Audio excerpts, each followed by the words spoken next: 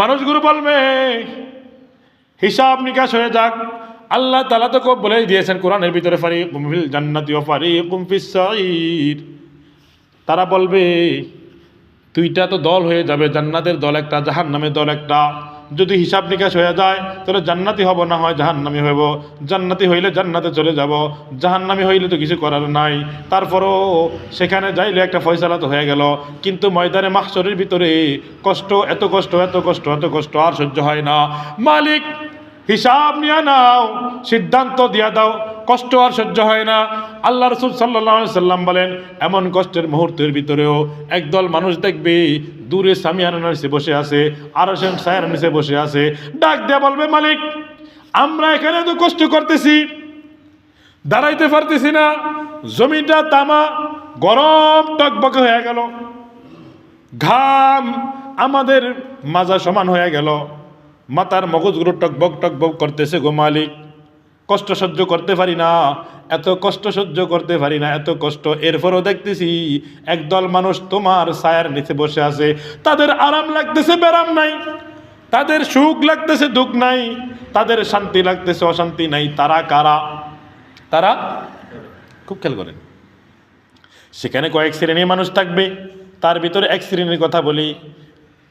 আল্লাহ তাআলা ডাক দিয়ে বলবেন, ও বান্দারা, তারা তো ওই সমস্ত মানুষগুলো যারা মসজিদের সাথে নিজের মনটাকে আটকে রাখছিল। সকালবেলা মসজিদে গেল, নামাজ পড়ে আসলো, মনে মনে ভাবতেছে না জানি কখন জানি জোহরের রক্ত হয়ে যায়, জোহরের মসজিদে যেতে হবে।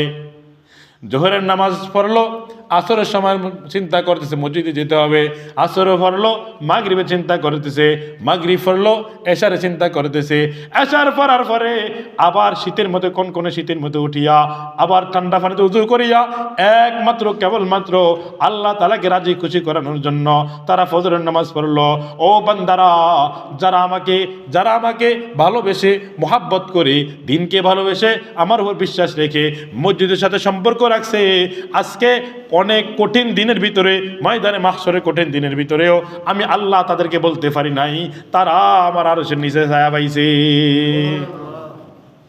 মসজিদের সাথে সম্পর্ক রাখা বর্তমান জামানার ভিতরে এমন মানুষ খুব কম পাওয়া যায়।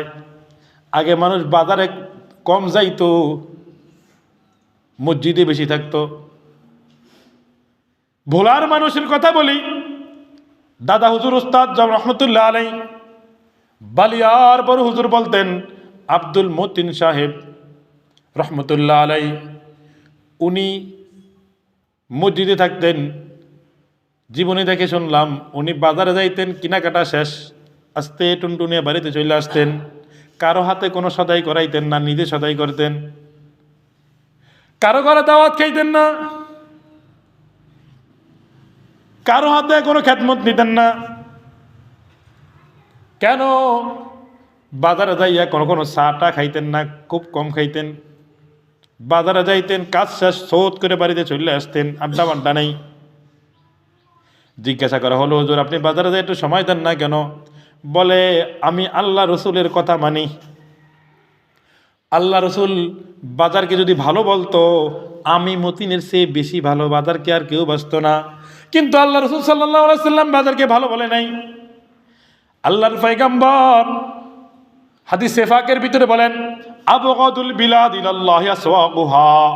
ও দুনিয়ার মানুষ, আল্লাহর বান্দারা শোনো, দুনিয়ার জমিনে যতগুলো বাজার আছে, যতগুলো খারাপ জায়গা আছে, সবচেয়ে খারাপ আখরাফ, সবচেয়ে বেশি খারাপ হইল বাজার। বেশি খারাপ হইল বাজার। ওয়াহাব্বুল বিলাদ ইলাল্লাহি মাসাজিদুহা।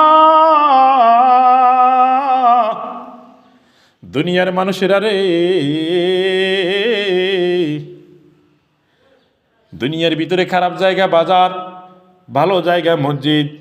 এখন মানুষের কপাল কেমন পড়ে দেখেন, মানুষ মসজিদে বেশি আসে না বাজারে বেশি যায়? জোরে বলেন, কোথায় বেশি যায়? কপাল ফুরিয়া যায়।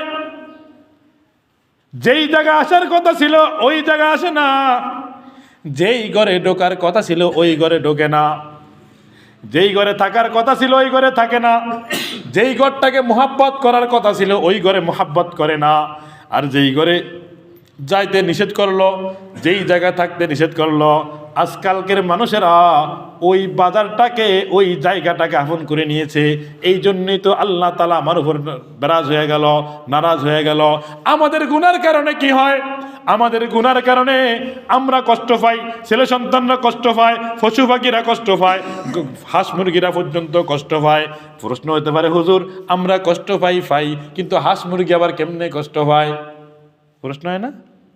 বলছি শোনেন, আল্লাহ পাক রব্বুল আলামিন কোরআনের ভিতরে বলেন, যাহারাল ফাসাদু ফিল বাররি ওয়াল বাহরি বিমা কাসাবাত আইদিন নাস।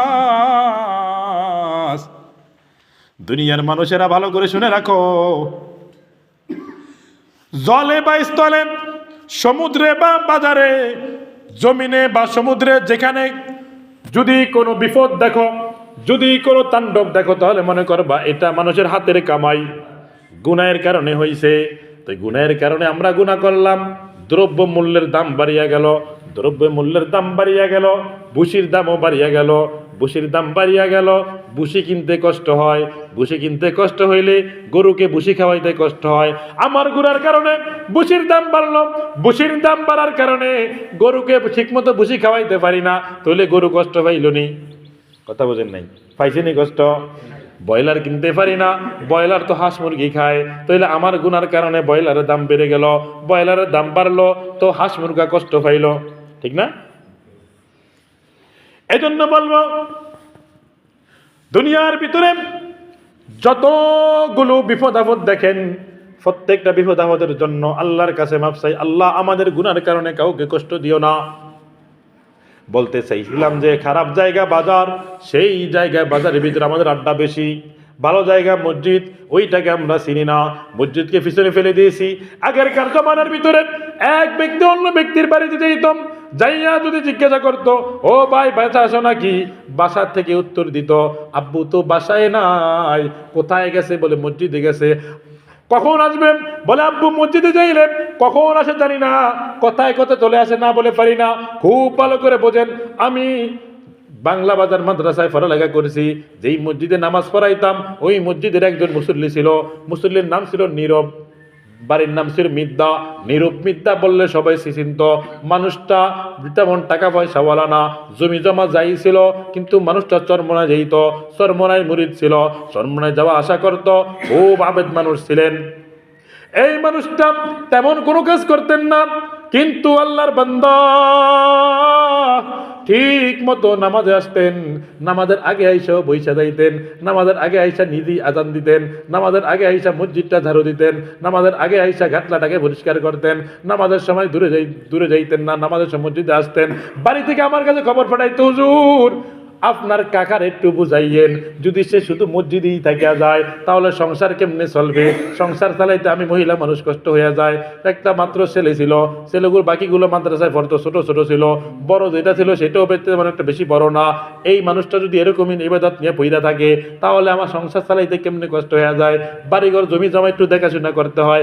আমি তাকে বুঝাইতাম যে আপনি বেশিরভাগ মসজিদে থাকেন, এত কইরা তো আপনার সংসার চালাইতে কষ্ট হয়। তবে শোনেন, আল্লাহর পয়গম্বর জনাবে রাসূলুল্লাহ সাল্লাল্লাহু আলাইহি ওয়াসাল্লাম ডাক দিয়ে বলে, ও দুনিয়ার মানুষ শোনো, তুমি সংসার করবা এটাও ইবাদত, মসজিদে নামাজ পড়বা এটাও ইবাদত, তাহলে কাকু আপনি একটু মসজিদে সময়ও দিয়েন, বাড়িতে একটু সময় দেন। কিন্তু যতই বুঝাইতাম আল্লাহর বান্দা বাড়িতে যাইতেন, সৌদ করিয়া তাড়াতাড়ি কাজ ছাড়িয়া আবার মসজিদে ফুসিয়া যাইতেন।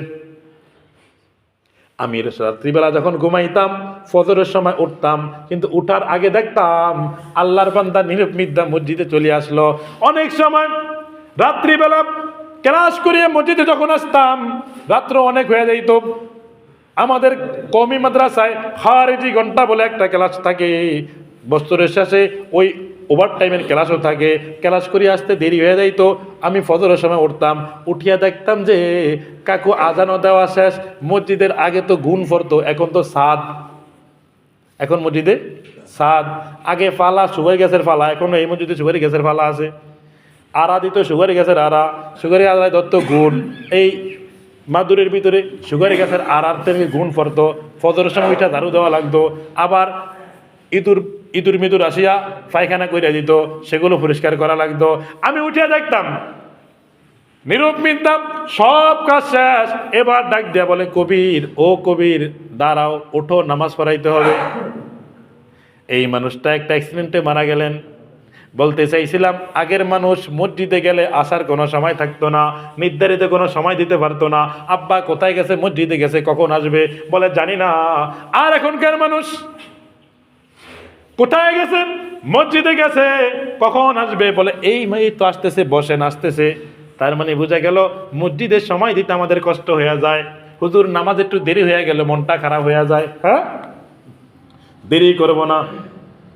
তবে একটা কথা বোঝেন, আমাদের কপাল ফুরিয়ে গেছে, মসজিদের সময় দিতে চাই না কেন? একটা কথা মনে রাখেন, কিয়ামত যদি হয়ে যায়, মসজিদের কোনো ক্ষতি, মসজিদের কোনো ক্ষতি, কিয়ামত হয়ে যাবে, মসজিদের কোনো ক্ষতি হয়ে যাবে না। প্রমাণস্বরূপ আল্লাহর পয়গম্বর সাল্লাল্লাহু আলাইহি সাল্লাম বলেন, যদি দুনিয়ার ভিতরে যদি আশ্রয় স্থান থাকে, শান্তির জায়গা থাকে, ওই শান্তির জায়গা বাজার না, শান্তির জায়গা গানের মজমা না, শান্তির জায়গা হলো একমাত্র মসজিদ সমূহ। এজন্য মসজিদকে আমরা আপন বানাইব, আগে আগে মসজিদে আসব, মসজিদকে আপন বানাইব, নামাজের স্থান বানাইব। আল্লাহ তাআলা আমাদেরকে মসজিদকে ভালোবেসে ইবাদতগুলো ঠিকমতো আদায় করার তৌফিক দান করেন, বলেন আমিন। ভাই একটুখানি দেরি হয়ে যাইতো, এত করে আমার ভাইদের কষ্ট হইতো। এজন্য